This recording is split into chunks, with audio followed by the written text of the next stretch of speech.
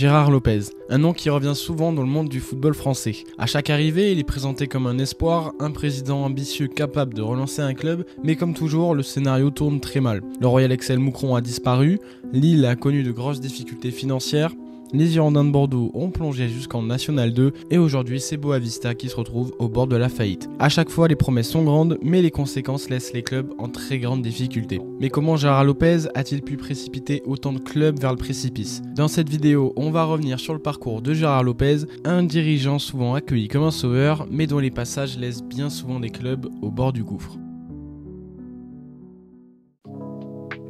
Avant de parler du côté sportif, concentrons-nous d'abord sur l'homme. Gérard Lopez est né au Luxembourg et est un homme d'affaires entrepreneur dans plusieurs sociétés d'investissement, notamment dans les secteurs de l'énergie et des technologies. Dès 2003, il fait partie des premiers à investir dans la plateforme Skype qu'il revendra par la suite à un montant de 4 milliards d'euros. Mais Gérard Lopez, c'est avant tout un passionné de sport, ce qui le pousse à investir dans le sport automobile et en 2009, il rachète l'écurie de Formule 1 Lotus. Au fil des saisons, les résultats sont bons, avec notamment le recrutement du jeune Romain Grosjean et de la star finlandaise Kimi Räikkönen. Mais par la suite, Lotus va ensuite connaître de graves problèmes financiers avec des pilotes et des mécaniciens non payés et une dette qui s'élève à environ 120 millions d'euros. Et en 2015, Gérard Lopez revend l'écurie à Renault pour un euro symbolique. Lotus disparaît et en 2022 devient Alpine. Sa carrière dans le sport commence donc très mal et malheureusement elle continuera sur cette très mauvaise lancée. Gérard Lopez se tourne ensuite vers le football et tente de racheter l'Olympique de Marseille sans succès. Il se tourne alors vers Lille et en janvier 2017, le luxembourgeois rachète le LOSC à Michel Seydoux pour 80 millions d'euros via un LBO, achat à l'effet de levier, c'est-à-dire un rachat financé principalement par de la dette. Le fonds d'investissement américain Elliott Management prête les fonds nécessaires avec des taux d'intérêt élevés. Cette structure financière place immédiatement le club sous une grosse pression économique, nécessitant des revenus importants pour couvrir les intérêts et donc rembourser le capital emprunté au fonds d'investissement. Par la suite, Gérard Lopez affiche clairement ses ambitions, faire revenir Lille en Ligue des Champions, un objectif qu'il atteindra en 2019.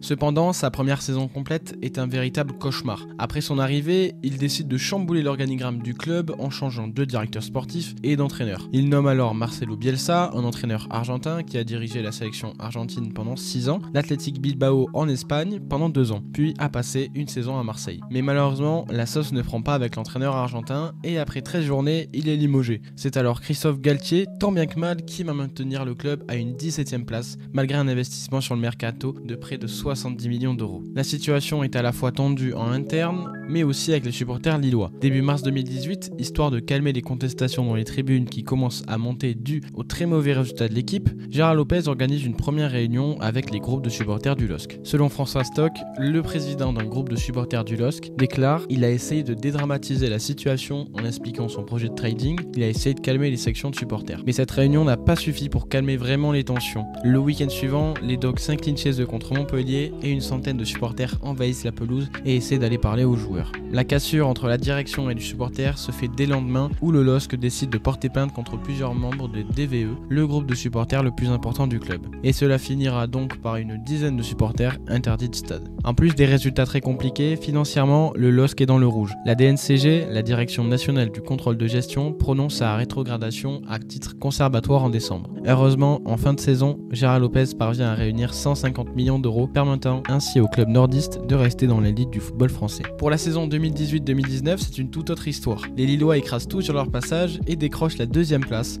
se qualifiant pour la Ligue des Champions, qui n'avait plus disputé depuis la saison 2012-2013. Pour équilibrer ses finances, le LOSC s'est lancé dans une politique de vente de joueurs à fort potentiel. Entre 2018 et 2020, le club a réalisé des transferts majeurs, notamment Nicolas Pepe à Arsenal pour 80 millions d'euros et Raphaël Leao à l'AC Milan pour 35 millions d'euros. Ces ventes ont permis de gérer des revenus importants mais ont rendu le club dépendant de ces opérations pour maintenir sa stabilité financière. Parallèlement, les dépenses du club ont fortement augmenté. En 2019-2020, les commissions versées aux agents ont atteint 23,4 millions d'euros contre 8 millions l'année précédente. Cette hausse est liée à un recrutement ambitieux avec l'arrivée de plusieurs joueurs tels que Renato Sanchez et Youssouf Yazidji. La structure financière du club est devenue complexe, avec des dettes réparties entre différentes entités basées au Luxembourg, notamment Lux Royalty SARL, qui détenait une dette de 206 millions d'euros sur le LOSC. Les intérêts associés à cette dette étaient estimés à 75 millions d'euros, soit un taux d'intérêt global d'environ 50%, soulevant des questions sur la légalité et la finalité de ces montages financiers. En décembre 2020, malgré de bons résultats sportifs, le club se retrouve en difficulté financière, avec une dette de plus de 120 millions d'euros envers Elliott Management. Gérard Lopez est contraint de céder le LOSC au fonds Merlin Partners. Il quitte le club en laissant des dettes importantes, estimées à 225 millions. Olivier Létang, le président actuel du LOSC, a déclaré en 2022 « Quand un club génère un déficit opérationnel structurel et présente une dette de près de 160 millions d'euros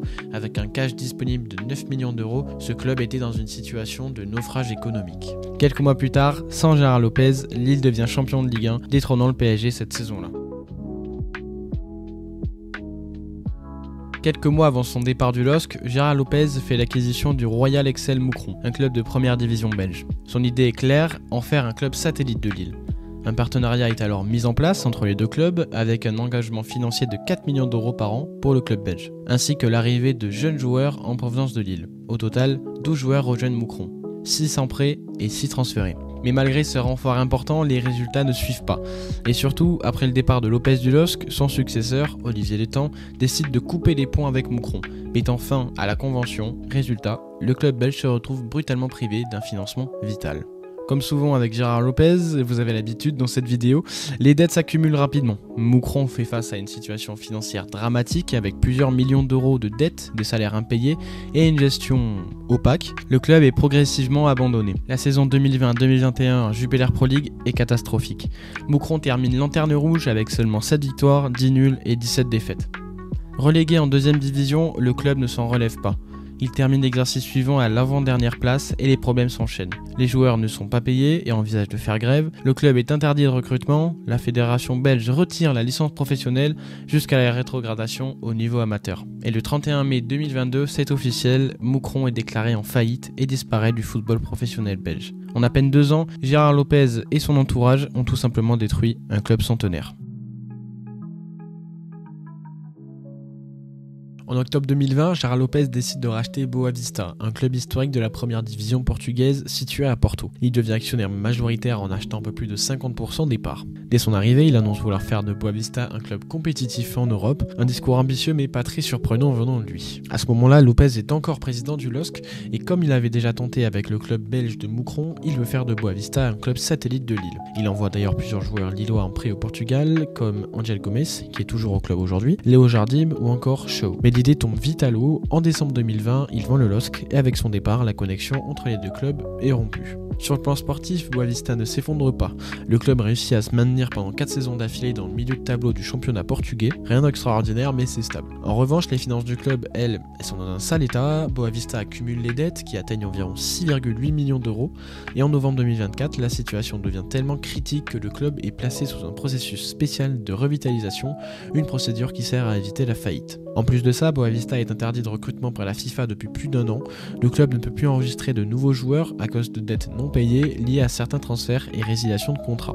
Le problème ne s'arrête pas là. Fin 2023, certains joueurs qui n'étaient pas payés depuis plusieurs mois décident de faire grève. D'autres réclament encore leurs primes et même des agents ou conseillers attendent leur commission.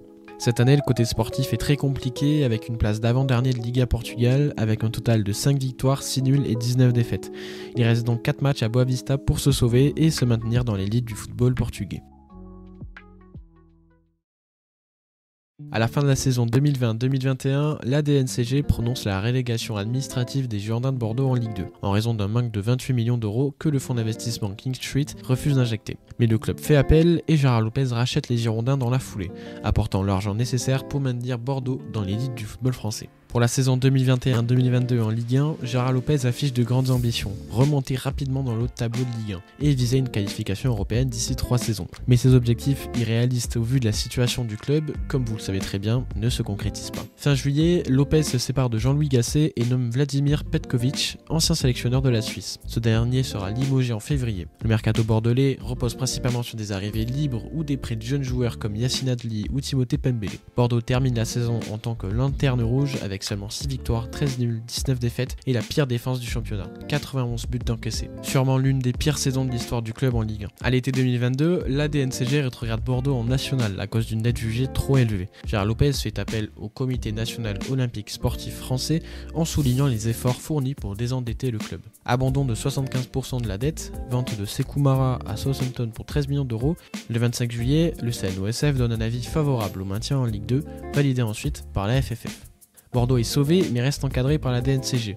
Interdiction de recruter avant un nouvel examen, encadrement strict de la masse salariale et des indemnités de transfert. Cette masse salariale est réduite de 30 à 11 millions d'euros à la fin du mercato estival. Sportivement, pour sa première saison en Ligue 2, Bordeaux réalise un bon parcours. David Guillon, arrivé l'année précédente pour tenter de sauver le club en Ligue 1, parvient à stabiliser l'équipe en Ligue 2. Bordeaux prend la tête du championnat dès la 7e journée, puis se maintient à la 3e place. Cependant, une défaite à Annecy lors de l'avant-dernière journée compromet la montée. Lors du dernier match contre Rodez, qu'il fallait impérativement gagner pour monter, la rencontre est interrompue à la 23e minute après l'agression d'un joueur adverse par un supporter bordelais. Résultat, match perdu sur tapis vert et un point de pénalité pour la saison suivante. L'appel au CNOSF est rejeté. Le lendemain, le club présente un budget déficitaire de 40 millions d'euros à la DNCG. Celle-ci l'accepte grâce à un prix personnel de Gérard Lopez. Néanmoins, le club doit vendre 2 jeunes espoirs pour équilibrer ses finances. Dylan Bakwa et Junior Manga sont transférés à Strasbourg pour environ 20 millions d'euros.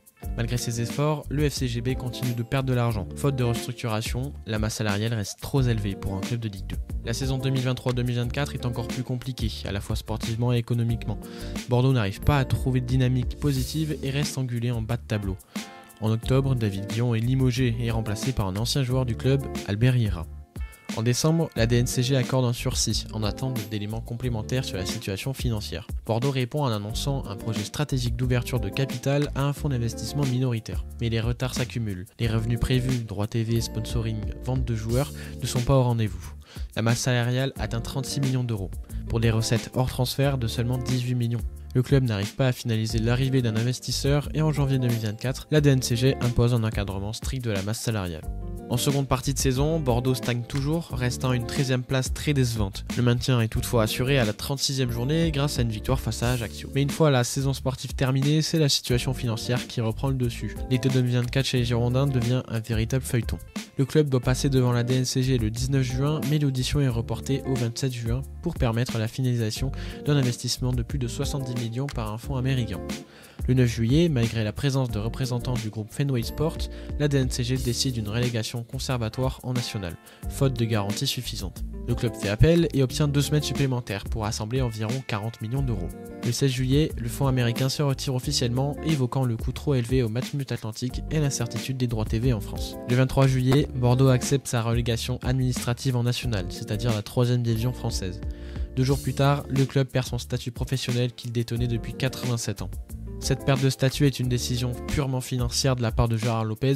Cela permet de libérer 30 millions d'euros de masse salariale, avec comme conséquence bien évidemment la rupture des contrats professionnels, la fermeture du centre de formation d'où sont sortis par exemple Alain Giresse, Vicente Lizarazu, Aurélien Chouameni, Jules Koundé, et le licenciement de 86 salariés administratifs. Le club dépose ensuite le bilan auprès du tribunal de commerce de Bordeaux. Le 1er août 2024, la Commission fédérale de contrôle des clubs annonce la relégation administrative en National 2, soit le 4e échelon du football français. Malgré une dernière tentative d'appel de Gérard Lopez avec un budget de 5 millions d'euros pour jouer en National 1, le CNOSF rejette la demande, scellant ainsi la descente en National 2. Face à cette descente aux enfers, les supporters bordelais, rejoints par de nombreux supporters à travers la France, supplient Gérard Lopez de quitter le club.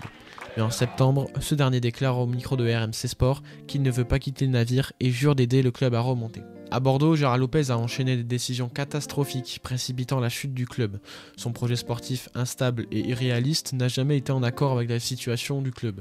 Sur le plan financier, il n'a pas su stabiliser les comptes, accumulant les dettes, notamment envers l'URSSAF, et des problèmes de trésorerie ont même impacté l'entretien des infrastructures. Incapable de trouver un investisseur solide, il a provoqué indirectement la destruction de nombreux emplois, résiliation des contrats professionnels, fermeture du centre de formation, licenciement de la majorité du personnel administratif. Une descente aux enfers historique pour ce club historique. Comme vous l'avez vu dans cette vidéo avec Gérard Lopez, c'est toujours le même scénario. Un discours ambitieux au début, une promesse de renouveau et au final, des clubs laissés dans une détresse financière immense, endettés parfois même rayés du monde du football. Lotus, Moucron, Boavista, Lille, Bordeaux, partout où ils passent, le schéma se répète. Des projets sportifs instables, une réalité financière mal maîtrisée et des fins souvent dramatiques. Lille par exemple a mis 5 ans à rembourser toutes ses dettes, Boavista est actuellement au bord de la faillite, Moucron, club centenaire, a disparu, Bordeaux s'est vu plonger en 4ème division française, a vu ses salariés licenciés, son centre de formation fermé, Lotus en Formule 1 s'est éteint, et à chaque fois la même chose, montage financier complexe, promesses sans lendemain et une dépendance dangereuse aux investisseurs ou aux ventes de joueurs. Un club de foot, ça peut pas se gérer comme une start-up. Un club, c'est une histoire, des supporters, un territoire, une fierté, une réelle passion pour des milliers de supporters. Mais je pense que sur cet aspect-là, je suis pas sûr que Gérard Lopez ne l'ait vraiment compris.